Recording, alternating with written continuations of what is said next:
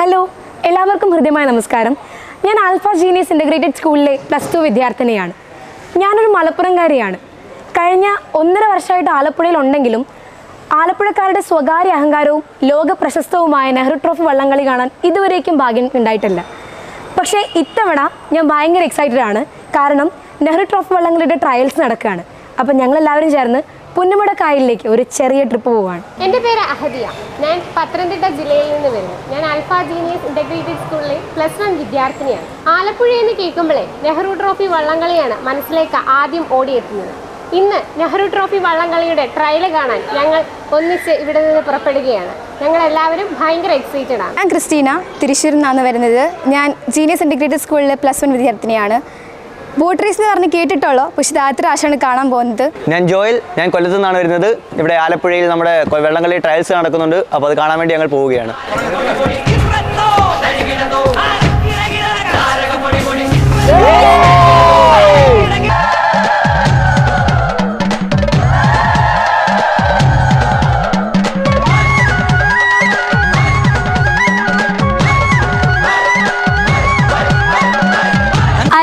അരമണി വീട്ടും മാലോലം കിളി പാടും നാട് എൻ്റെ ആലപ്പുഴ.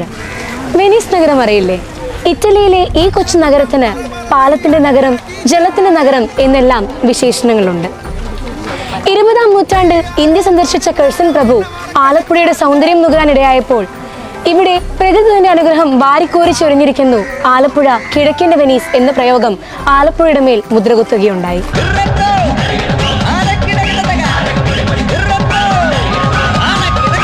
അന്ന് കേഴ്സൺ പ്രഭു ഈ ഒരു വിശേഷണം നൽകുമ്പോൾ ആലപ്പുഴയുടെ സ്ഥാപകൻ രാജാ കേശവദാസ് എന്ന തിരുവിതാംകൂർ ദിവാനായിരുന്നു. വയലേലകളും ചെറുതോടുകളും തെങ്ങിൻ തോപ്പുകളും കയറഴികളും ഒരു നോക്ക് കണ്ടാൽ കേഴ്സൺ പ്രഭുവിനെന്നല്ല ആരുടെ മനസ്സിനെയാണ് വശീകരിക്കാതിരിക്കാൻ കഴിയുക?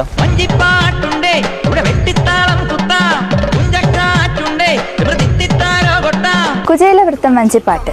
രാമപുരത്ത് വാരിരുന്ന കോട്ടയംകാരനെ കുചേലനായും മാർത്താണ്ഡവർമ്മ രാജാവിനെ കൃഷ്ണനായും സങ്കല്പിച്ചെഴുതിയ മഹാകാവ്യം.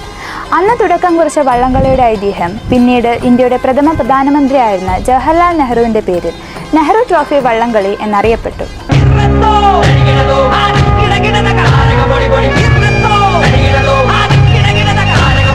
1956 പുന്നമടക്കായലിൽ ഇറങ്ങിയേറിയ ചുണ്ടൻ വള്ളങ്ങളുടെ തൊഴിലറിഞ്ഞുള്ള പോരാട്ടം ആവേശത്തോടെ കണ്ട നെഹ്റു സകല സുരക്ഷകളും കാറ്റിൽ പറത്തി അന്ന് ഒന്നാമതെത്തിയ ചുണ്ടൻ വള്ളത്തിൽ ചാടിക്കേറി.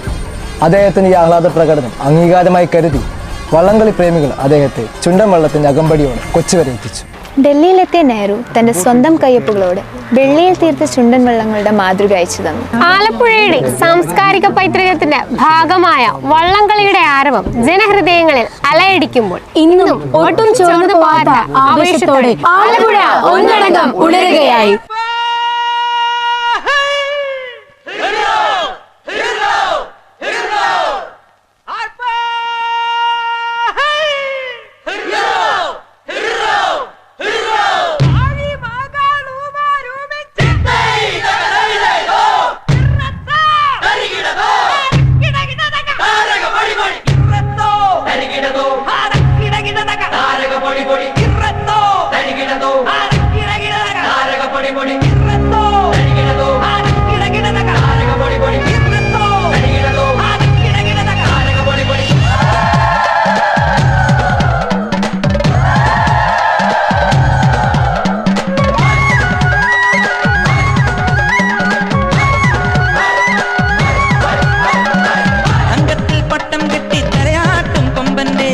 വമ്പൊക്കും ചുണ്ടൻ വള്ളം തിരകേറി പായുന്നേ. വഞ്ചിപ്പാട്ടുണ്ടേ ഇവിടെ വെട്ടിത്താളം കുത്താ. കുഞ്ചക്കാറ്റുണ്ടേ തിത്താരോ കൊട്ട. അണിയത്തെ ചീറും വെള്ളത്തിൽ നേരാകെ പൂവായി മൂടട്ടെ.